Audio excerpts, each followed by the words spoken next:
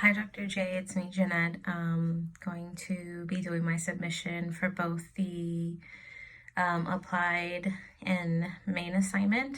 Um, and so for the main assignment, I had chose the Heron and Smith article, which was on body image discrepancy. And I decided to pick this article because I find body dysmorphia, so body distortion, to be very interesting to me. I'm actually wanting to somehow be able to do a rotation in eating disorders. But I also find it interesting, and also chose this because I've done a lot of work with adolescents and with females, and so body image is something that has come up a lot in sessions with my clients in the past. And although right now I'm still working with women that are adults, with some of them the sense of self, as far as who they want to be or what their ideal self is, does come up in session with a couple of my clients. So that's why I wanted to do this article.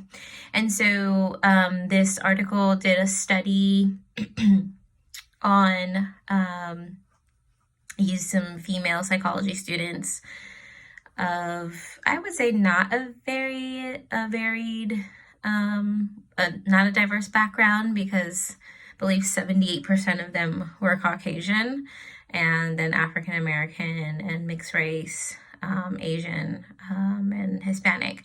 So this talked about how there's 3 representations when it comes to looking at body image, and how we self-represent. So what our actual self is, and what we would like our ideal self to be, and what our odd self is.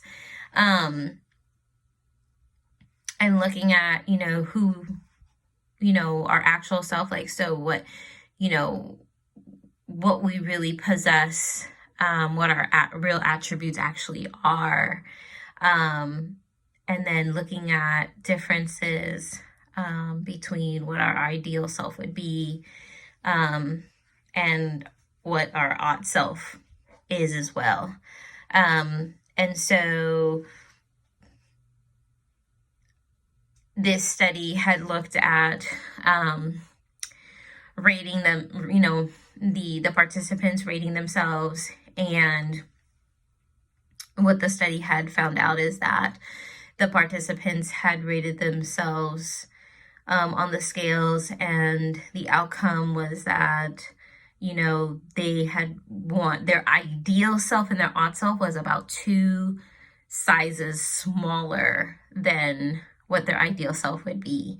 And so I found this really interesting because it could made me connect to, if I think specifically to one of my clients right now, who is actually, she's thin. I would not consider herself to be excessively thin or anorexic by all means, but she is thin, especially, she has 3 children. She's 25, so she would be considered on the slim side, but she has a distortion of herself and doesn't like her body.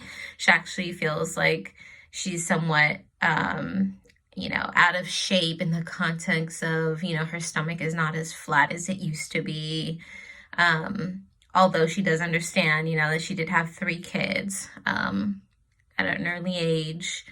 She also feels like her chest is not the way it should look. But again, discussing breastfeeding 3 children, under the age of 6. And so when we've had discussions about what, her ideal self would be, it's someone who has a flatter stomach, who is more toned, who is somewhat smaller too, which, like I said, she's pretty thin. But this, just made me really, going through this article just made me really think about how there's so many things that come into play when we look at body image and why we idealize ourselves to be in a totally different way, and how, if I look at an overall picture, how the media and everything throughout time, if I think back to modeling and how I think Twiggy was the one who made it staple to be really thin in the modeling agency, in the modeling world, because before Twiggy made being really thin popular. Models were thin, but they were not excessively thin as they are now. But as that is also, I guess, trying to change, but still in all, it's still very popular, because if I look back to some of the stars like Viola Davis, and I forgot the name of the other actress, and there's also an actress from Orange is the New Black, I forgot what her name was as well, but where there have been designers who have not wanted to dress these women because they were on the thicker side. And so how there's still that disparity that happens between what is considered beautiful. And so understanding this article helps me understand more about,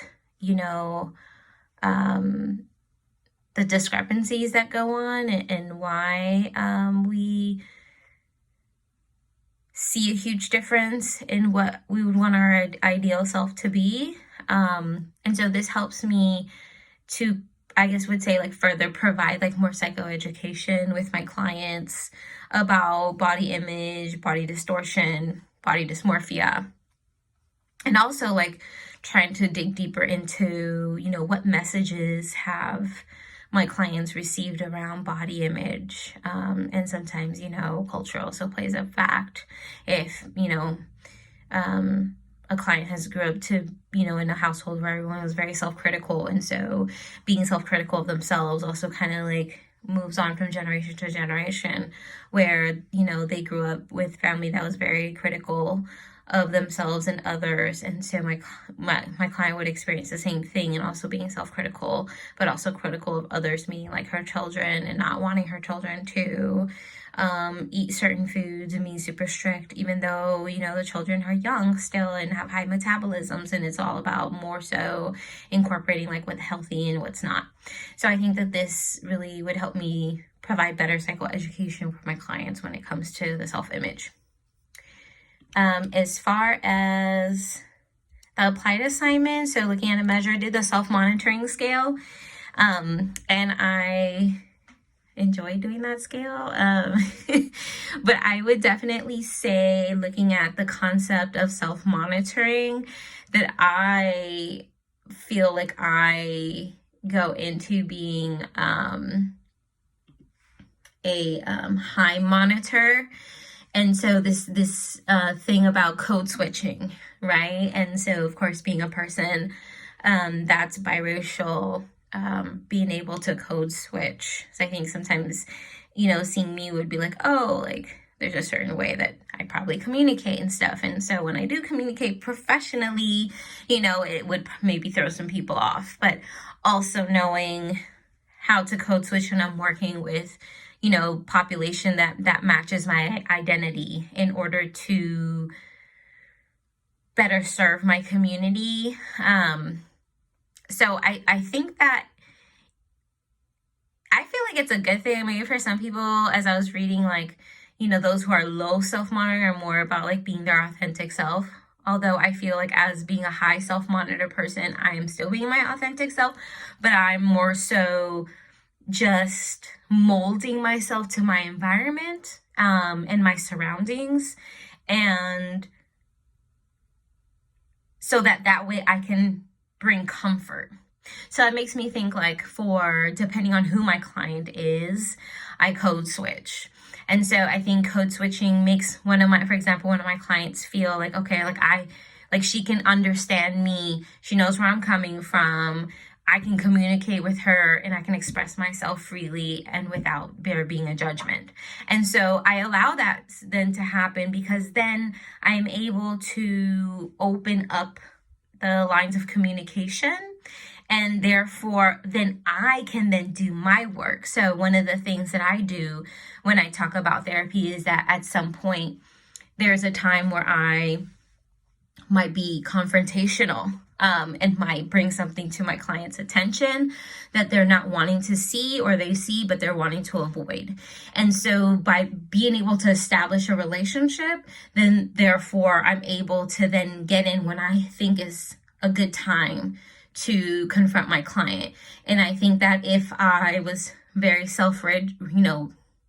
rigid and did not adapt myself to my environment or to my population or to my audience, if that's the correct word, that would make it more difficult. But because I've been able to adapt and provide comfort, then that's why I feel like I've been pretty successful in reaching out to those who I have worked with through several years.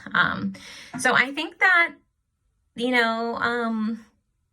that's a good thing, and that it helps my work as well. So that's all I have to submit for this week. See you soon. Thanks. Bye.